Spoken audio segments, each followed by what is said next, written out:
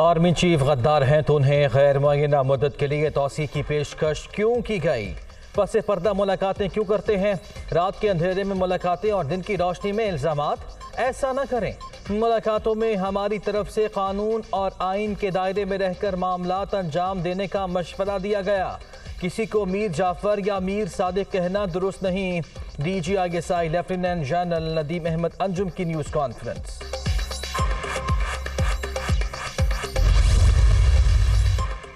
پاکستان کو خطرہ اندرونی عدم استحکام سے ہے۔ چور دروازے اور غیر قانونی طریقہ استعمال کریں تو انتشار پھیلتا ہے۔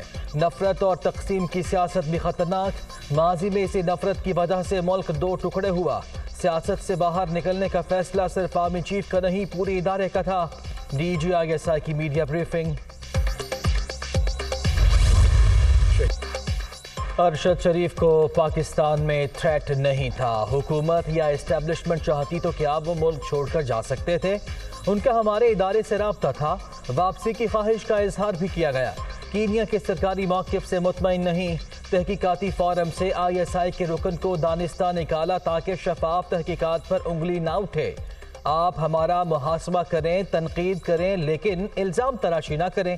ڈی جی آئی ایس آئی کی بریفنگ۔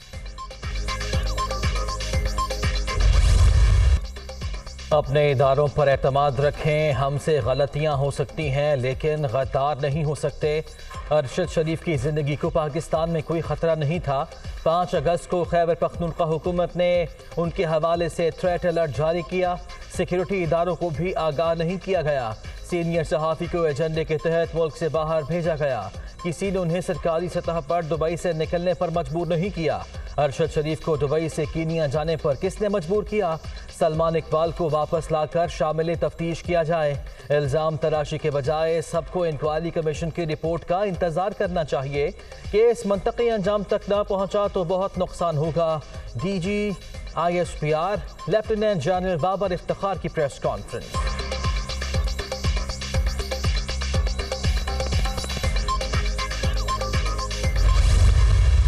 27 ستمبر کے جلسے میں سائفر کا ڈرامہ حیران کن تھا۔ اس کا حقیقت سے کوئی تعلق نہیں۔ آئی ایس آئی نے واضح طور پر بتا دیا تھا کہ حکومت کے خلاف کسی سازش کے شواہد نہیں ملے۔ تحقیقات سامنے لانا چاہتے تھے لیکن اس وقت کی گورنمنٹ نے ایسا نہیں کیا اور مخصوص بیانیہ اپنا لیا۔ پاکستانی سفیر کی رائے کو سیاست کے لیے استعمال کیا گیا۔ پاک فوج سے سیاسی مداخلت کی توقع اور قوم اور ادارے کے درمیان خلیج پیدا کرنے کی کوشش بھی کی گئی۔ احتجاج سب کا حق ہے لیکن کسی کو ملک میں عدم استحکام کی اجازت نہیں دیں گے۔ D G I S P R کی میڈیا بریفنگ۔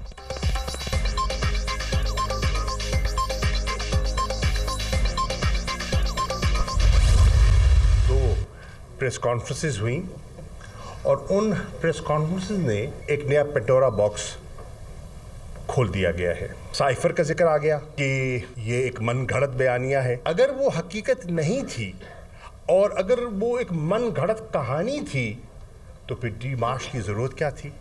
پھر یہ کہنے کی ضرورت کیا تھی کہ پولیٹیکل انٹرفیئرنس ہوئی ہے، مداخلت ہوئی ہے؟ سائفر حقیقت ہے۔ اگر ڈرامہ تھا تو اس وقت یہ کہنے کی کیا ضرورت تھی کہ مداخلت ہوئی اور ڈی مارش دیا جائے؟ تحریک انصاف ملک میں استحکام کی خواہش مند ہے۔ بحیثیت پارٹی ہمیشہ اداروں کا احترام کیا۔ شاہ محمود قریشی کا موقف: عمران خان نے کبھی فوج کو بدنام کرنے کی کوشش نہیں کی۔ ان کی نیت پر شک کرنا مناسب نہیں۔ اسد عمر کی پریس کانفرنس۔ فاحش غلطیاں ہوئی، یہ لفظ استعمال کیا۔ یہ پریس کانفرنس جو ہے انہوں نے وفاقی حکومت کو اعتماد میں لے کے کی ہے۔ شہداء کے خون کی جو سرخ لکیر ہے اس کو کراس کرنے کی کسی کو اجازت دی جاتی۔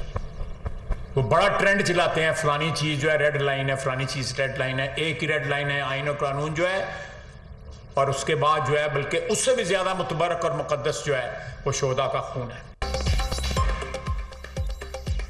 ماضی میں ہم سے بھی غلطیاں ہوئیں۔ ادارے نے پریس کانفرنس وفاقی حکومت کو اعتماد میں لے کر کی۔ یہ بات پوری ذمہ داری سے کہی کہ سیاست سے رابطہ منقطع کر لیا ہے۔ پاک فوج پاکستان اور اس سرزمین کی ہے، کسی فرد واحد کی نہیں۔ شہداء کا خون ہمارے لیے ریڈ لائن ہے، اس کو کراس نہ کیا جائے۔ عمران خان نے جال سازی کر کے سائفر کو سیاسی مفاد کے لیے استعمال کیا۔ ارشد شریف کی شہادت کو بھی سیاسی کاروبار بنا دیا۔ کینیا میں پیش آئے افسوسناک واقعے کی تحقیقات ضروری ہیں، وزیر دفاع خواجہ آصف کی نیوز کانفرنس۔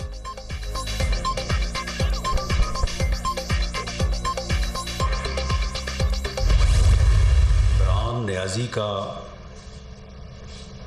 جو مکروہ چہرہ پہلے ہی قوم کے سامنے ایکسپوز جو ہے وہ ہوتا رہا ہے، آج مزید جو ہے وہ ایکسپوز ہوا ہے۔ اس کے مفادات کے لیے کوئی ادارہ یا کوئی شخصیت جو ہے وہ کام کرے تو پھر اس کی تعریفیں ہیں، پھر وہ محب وطن ہے۔ اگر اس کے مفادات کی کوئی اگینسٹ جائے تو پھر وہ جو ہے وہ نہ وہ چور ہے، وہ ڈاکو ہے، وہ میر جعفر ہے، وہ میر صادق ہے۔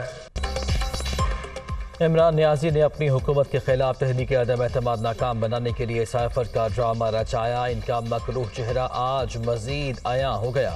پی ٹی آئی چیئرمین نفرت اور تقسیم کی سیاست کر رہے ہیں۔ کوئی ان کے مفادات کے لیے کام سے انکار کرے تو غدار قرار دے دیا جاتا ہے۔ وفاقی وزیر داخلہ رانا ثناء اللہ۔ تحریک انصاف کا لانگ مارچ آج شروع ہوگا۔ شرکاء لبرٹی چوک سے اسلام آباد روانہ ہوں گے۔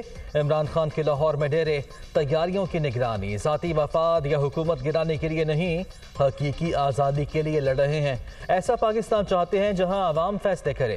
بیرونی سازشوں کے راستے بند ہونے تک جدوجہد جاری رہے گی۔ پی ٹی آئی چیئرمین کا ویڈیو پیغام۔ لانگ مارچ سے کیسے نمٹا جائے، رانا ثناء اللہ نے وزیر اعظم کو آگاہ کر دیا۔ شہباز شریف کی زیر صدارت اہم اجلاس، ملک کی سیکیورٹی صورتحال کا بھی جائزہ۔ پرامن احتجاج سب کا حق ہے، کسی کو یلغار کی اجازت نہیں دی جائے گی۔ شرکاء کا شہریوں کے جان و مال کی حفاظت یقینی بنانے کا عزم۔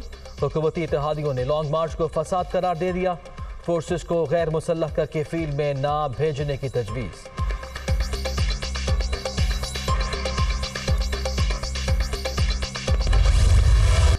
لانگ مارچ سے نمٹنے کی تیاری۔ اسلام آباد کی سڑکوں پر کنٹینر ہی کنٹینر، داخلی راستوں پر خندقیں کھود دی گئیں۔ پولیس نے آنسو گیس کے 40,000 شیلز منگوا لیے۔ ضرورت پڑنے پر ڈرونز کے ذریعے فائر کرنے کا بھی پلان۔ رینجرز اور ایف سی سمیت 24,000 اہلکار تعینات ہوں گے۔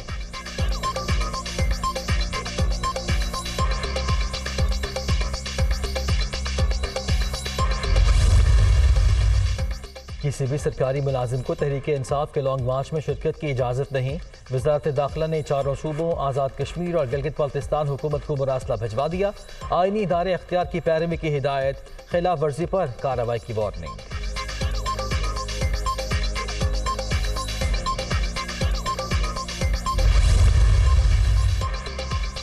سینئر صحافی ارشد شریف اسلام آباد کے H11 قبرستان میں سپرد خاک۔ نماز جنازہ فیصل مسجد میں ادا کی گئی۔ سیاسی، سماجی رہنماؤں اور شہریوں کی بڑی تعداد میں شرکت۔ آرمی چیف کی جانب سے قبر پر پھول چڑھائے گئے۔ ایوان وزیر اعلیٰ لاہور میں بھی غائبانہ نماز جنازہ ادا کی گئی۔ عمران خان کی بھی شرکت۔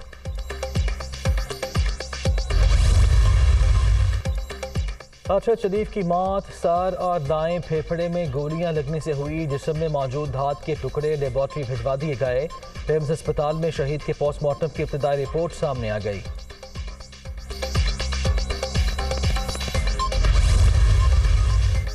جاسوسی کا شبہ، انڈین نیوی کے 8 سابق افسر قطر میں زیر حراست۔ تمام افراد بطور کانٹریکٹر سیکیورٹی اداروں کے ساتھ کام کر رہے تھے۔ بھارتی حکومت کی معاملے پر مکمل خاموشی۔ بچوں جیسا کھیل، شاہین دوسرے امتحان میں بھی فیل۔ T20 ورلڈ کپ میں ایک اور اپ سیٹ، قومی ٹیم 131 کے ہدف تک پہنچنے میں ناکام۔ زمبابوے نے پاکستان کو 1 رن سے ہرا دیا۔ کپتان بابر اعظم پھر ناکام، 4 کے انفرادی سکور پر ہی پویلین واپس لوٹ گئے۔ شاداب خان صرف 17 اور محمد رضوان 14 رنز بنا سکے۔ گرین شرٹس کی ایونٹ کے سیمی فائنل تک رسائی مشکل۔